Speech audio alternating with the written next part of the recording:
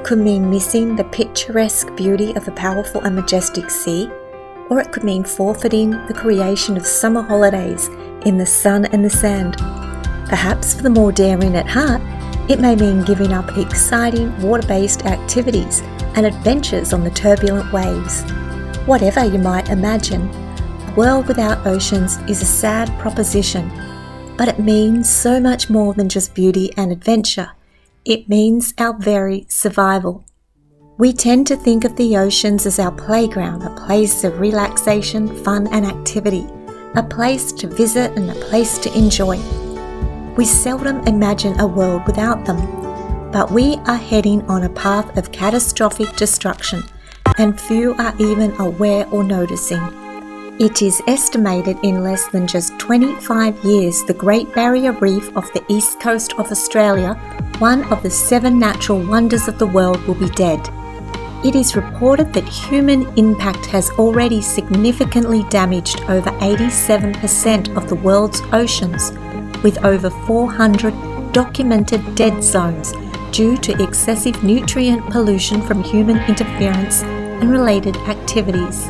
With the world's oceans occupying 70% of the surface area of our planet and containing around 80% of all living organisms, and with about 97% of all the Earth's water found in the sea, we have manufactured our own perilous collision course with destiny. You see, the oceans of the world will not care if us humans disappeared. They won't miss us at all. With the harm we are causing them, they would benefit from our absence. But we simply cannot live without them. Scientists estimate that 50 to 80% of all oxygen production on Earth comes from the ocean, and the ocean soaks up more carbon dioxide from the atmosphere than all the land mass combined. The ocean plays a starring role in whatever happens with the environment, and indeed with our own future and survival. So why are we destroying it at a rate so rapid that the devastating effects of its demise are predicted to be evident within our own generation? If we don't stop and do something right now, by the time our children are grown, there will be no fish left in the sea. We will have destroyed this most beautiful playground for them and for their children's children. We are on a countdown to destruction, and the urgency of the situation has been eloquently captured in the 2021 Netflix documentary called Seaspiracy. Until the release of this documentary, many of us had ignorance as our excuse. It might be unfair to hold one to account for the things they do not know. But once you have watched this incredibly eye-opening investigation into the impact of human behaviour on our oceans and marine environment, there can be no more excuses for not taking action. Each one of us has a role to play in this situation. We get to decide the outcome. If we choose to ignore it, we will pay the ultimate price for our apathy. And yes, one person can make a difference. In fact, that's the only way change is ever experienced, if we all, as individuals, decide to change it. Most of the positive and negative things that bring about change in human civilization start with someone. Someone. And no one can do everything, but everyone can do something. And sometimes big ideas make a big difference. That's what we can do. That's what you can do right now. Look in the mirror, figure it out, go for it. So let's be honest and acknowledge the harm we are causing to our beautiful planet. Let's be willing to open our eyes and see and feel the pain of our marine creatures. Then let's choose to be united and courageous enough to do something about it. Change only happens when we decide to take action, no matter how challenging or inconvenient the path may be. I hope the following excerpts extracted from the storyline of the Seaspiracy documentary may provoke, inspire and encourage you to lead the way to a better and more sustainable future for us all. So here are the ugly truths for those prepared to know and willing to change. Number 1, the ocean absorbs our carbon emissions. Did you know that all marine life plays a vital and critical role in absorbing carbon and preventing it from being released into the atmosphere? Most of us are aware that conserving our rainforests or planting more trees can be of great help to the carbon problem. But nothing is more important than keeping the ocean system intact. Plankton absorbs 4 times the amount of carbon dioxide than the Amazon rainforest each year, and produces 85% of the oxygen we need to survive. We are essentially overloading this process and putting too much strain on nature's hydrothermal system. Up to 93% of the world's carbon dioxide is stored in marine plants and corals. As we produce more greenhouse carbon emissions, we are causing the ocean to absorb excessive amounts of these gases. This in turn creates reservoirs of CO2 and methane, which are now scattered across the seabeds of our oceans, culminating in the greatest carbon sink on the planet. In a world concerned about carbon and climate change, protecting the marine life means protecting our entire planet. Number 2, plastics are consuming our oceans. Every day, around 8 million pieces of plastic makes their way into our oceans. It is predicted by the year 2050 there will be more plastic in the sea than there are fish. Marine organisms can't distinguish common plastic items from food. Animals who eat plastic often starve because they can't digest the plastic and it fills their stomachs, preventing them from eating and sometimes leading to a very long and painful death. Plastic does not decompose like other types of waste, meaning it can last for long periods of time, wreaking havoc on our marine ecosystems. As the great oceans toss and turn, the plastic waste can be damaged and separate into very small pieces called microplastics. Microplastics are fragments of any type of plastic less than 5 millimeters in length, and we find these microplastics littered and suspended throughout all our oceans at a number 500 times greater than all the stars in the galaxy. 100 million marine animals die each year from plastic waste alone. Many more die from getting entangled in plastic yearly. This is just the creatures that are found. Number 3, Japanese dolphin slaughter. Few people would argue that dolphins are one of the most lovable and intelligent creatures of the sea. Their smiley faces and seemingly gentle nature make them a marine attraction across the globe. Perhaps one of the more difficult parts of the Seaspiracy documentary was the footage of an entire pod of dolphins being rounded up and slaughtered by Japanese fishermen. In the blood-filled waters of a coastal Japanese town, the lifeless body of a helpless female and her calf become a symbol of suffering. These practices are justified by the Japanese farmers because the dolphins are large consumers of the fish that they're trying to catch. So, by killing the dolphins, who they see as their competitors, they have more fish for themselves to harvest. Whilst you might think you would never directly engage in the mass slaughter of such a beautiful creature, would it surprise you to know that these fish farming organisations receive funding from the marine park entertainment industry for the provision of juvenile dolphins? Young dolphins and whales are sold to this billion-dollar industry for the sole purpose of our entertainment. So by simply removing your support of both commercial fishing farming and marine theme parks, you can be doing your bit to stop the cruel fate of separation, neglect, mistreatment, and years of imprisonment in a small tank for this amazing species that deserve to be free in their own home, the ocean. Number 4, shark fin hunting. Shark finning is a practice where sharks are caught and their fins are cut off. Then the body of the shark is simply discarded. Shark fins are particularly popular in traditional Chinese medicine and feature as the obvious main ingredient in shark fin soup, which is considered a delicacy and status symbol in some parts of Asia. Shark finning kills an estimated 100 million or more sharks globally per year, primarily through illegal, unregulated and unreported fishing.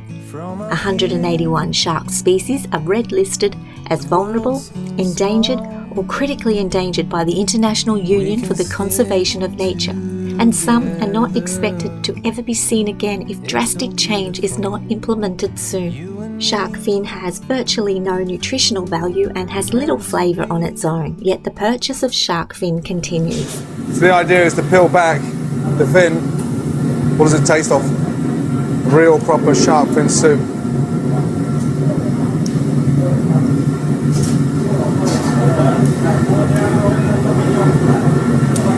mean, it's really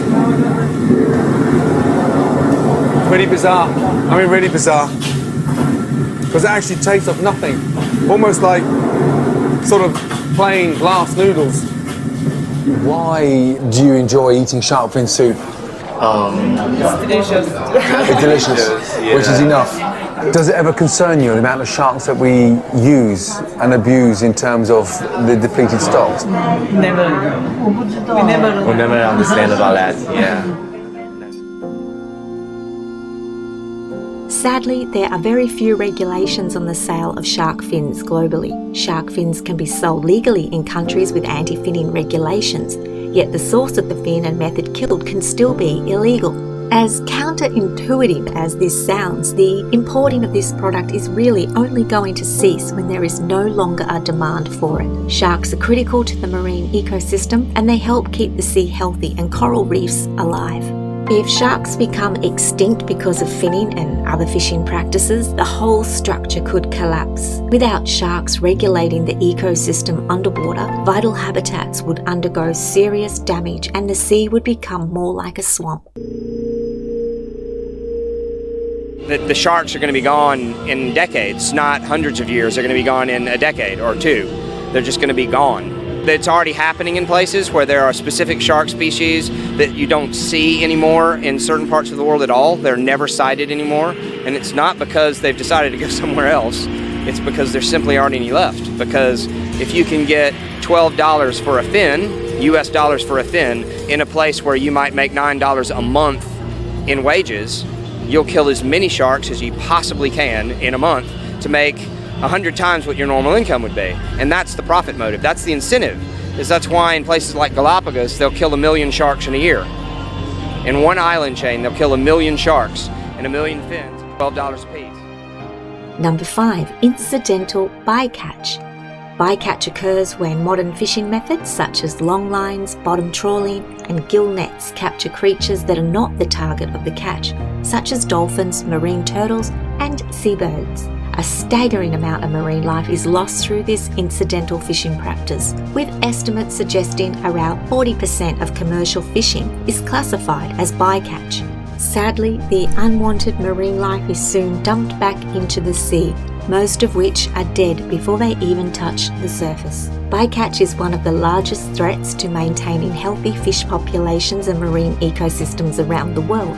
According to studies, global bycatch may amount to around £63 billion per year. That's a staggering amount of life to be wasted for no other reason than being in the way of the fishermen's nets. There are already more than 100 various fishing regulations to reduce incidental fishing, but the number of fishing vessels going out to sea has exceeded 4.5 million. So the crackdown seems redundant and for the most part has been abandoned.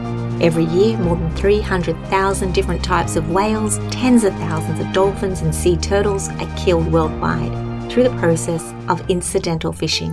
Number 6. Endangered species. The vagrant porpoise, a distinctive and rather adorable creature known by its dark rings on its face, lips and eyes, is thought to be the most endangered of all marine species. There are only about 30 of these magnificent creatures left, and whilst never directly hunted, their population is threatened, largely due to accidental entanglement of commercial fishing. The hawksbill turtle, with its stunning marble-like shell, is the most critically endangered sea turtle. Sadly, its shell is wanted for jewellery and souvenirs, and its meat and eggs are considered a rare delicacy. Ocean pollution, illegal fishing nets, plastic ingestion, coastal development, and climate change are added reasons why this incredibly beautiful creature may soon be gone for good. Other species of fish, whales, sharks, coral and marine life are also under severe threat of extinction due to the fishing industry and plastic waste in the ocean. Number 7. Disappearing coral reef.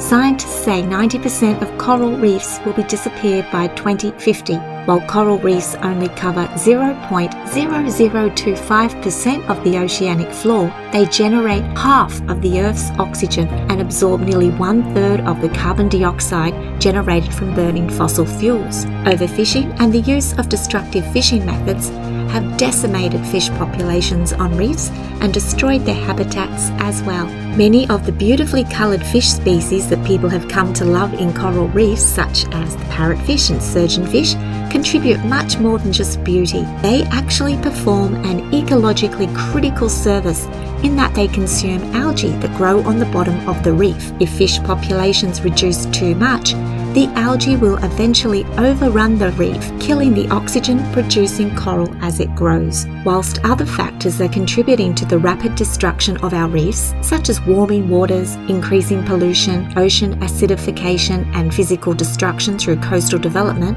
and mining, it is unsustainable fishing that has been identified as the most pervasive of all local threats to coral reefs.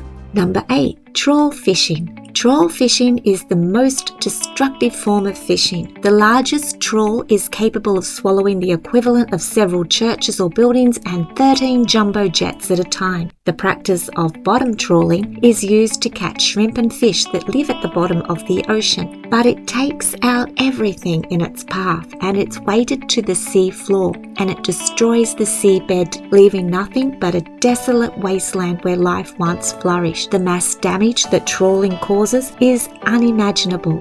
It is estimated an area of about 1,600 square kilometres is destroyed each year, or about 10 soccer fields destroyed each 5 seconds.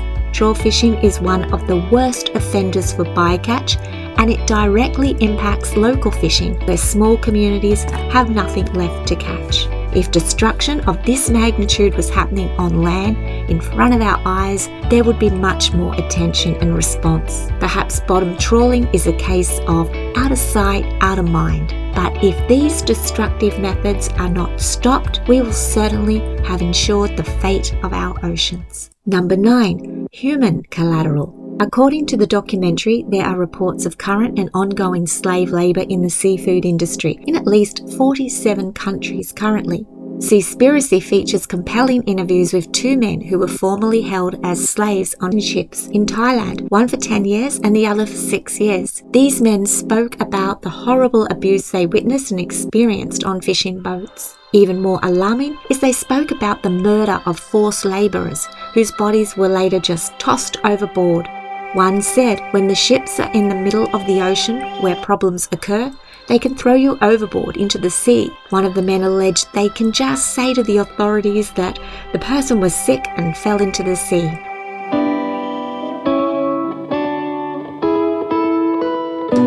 เราต้องดูพวกคนสูงใหญ่นะว่าพวกนี้ต้องใช้แรงงานไม่อยากทำงานไม่ไหวก็ละลงเรือ Do llamar a Hanguye a Rasai Bosumura. Do llamar a Hanguye a Bushimi da de Nogore.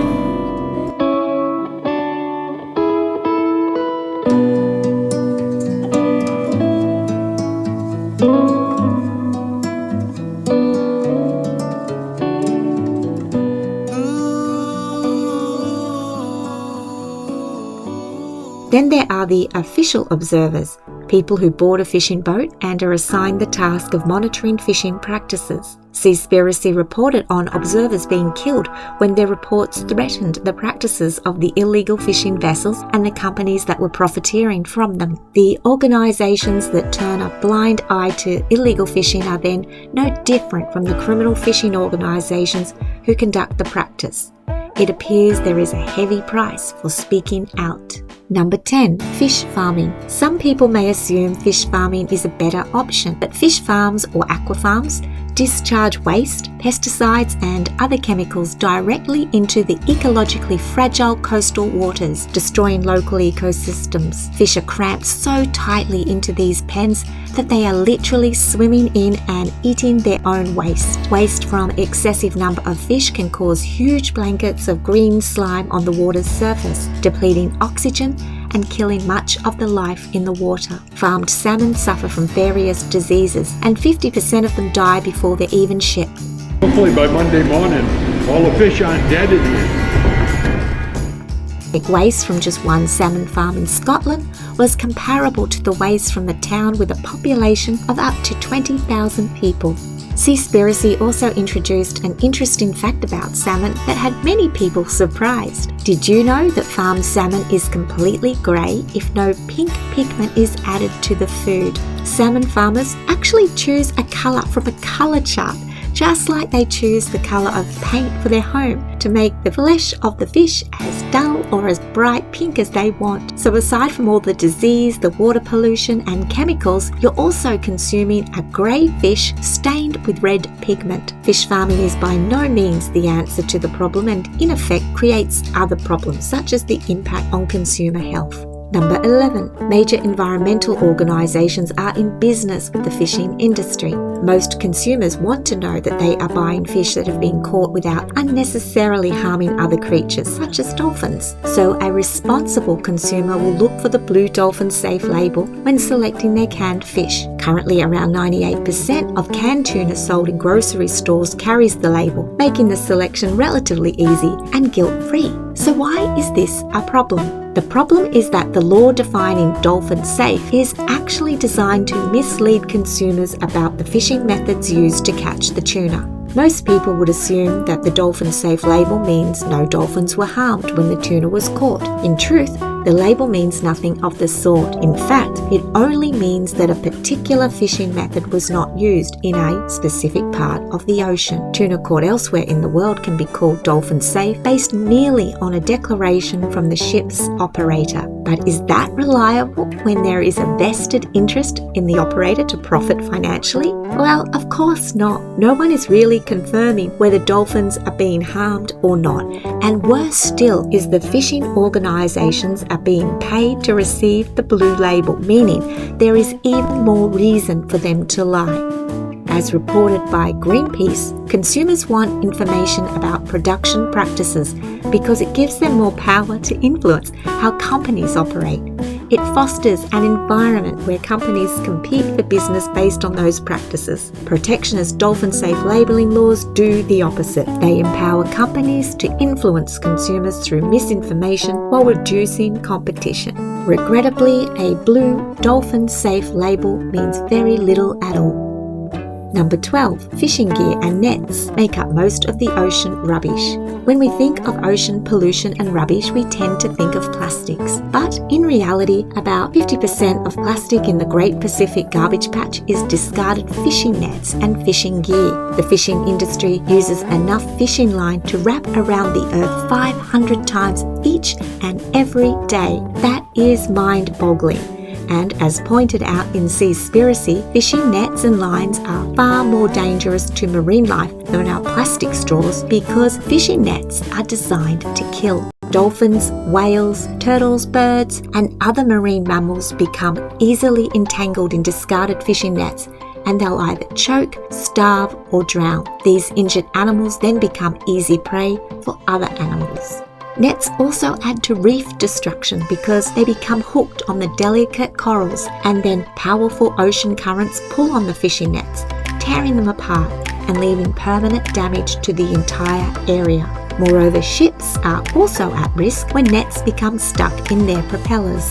Estimates suggest that around 700,000 tons of fishing gear are abandoned in the oceans each year, and a single discarded fishing net can keep killing animals for centuries. This is a mammoth, often overlooked problem for which we need immediate solutions such as more sustainable ways to recycle and reuse the discarded nets. The solution.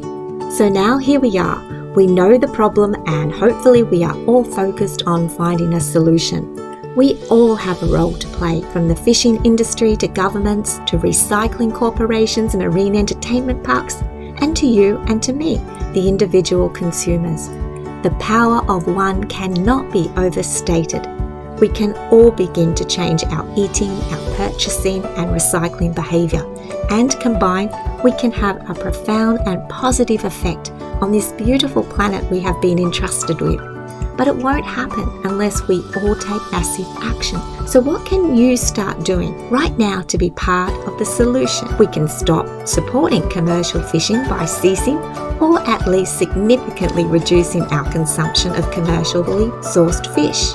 If you enjoy eating fish and think this is too hard, Just remind yourself about the many toxic substances, the dioxins, the heavy metals, the PCB, the hexachlorobenzene, and industrial pollutants that are so concentrated in fish. Ask yourself, does that still sound appealing? You can think about the majestic marine animals, animals that deserve to live their lives free from the threat of murderous, outdated shark nets and drumlines.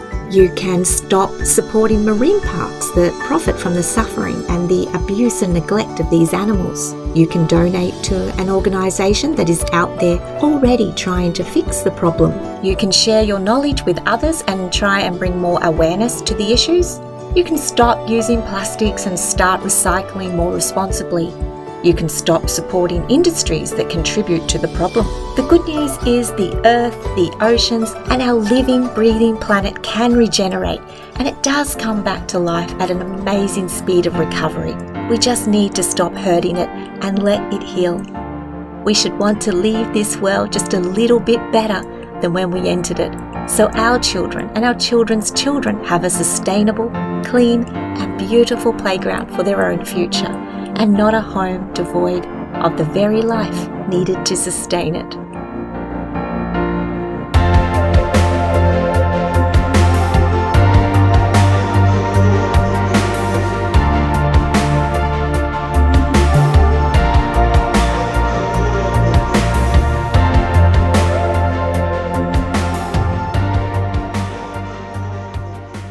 That all of us have in our veins the exact same percentage of salt in our blood that exists in the ocean. And therefore, we have salt in our blood, in our sweat, in our tears. We are tied to the ocean. And when we go back to the sea, whether it is to sail or to watch it, we are going back from whence we came.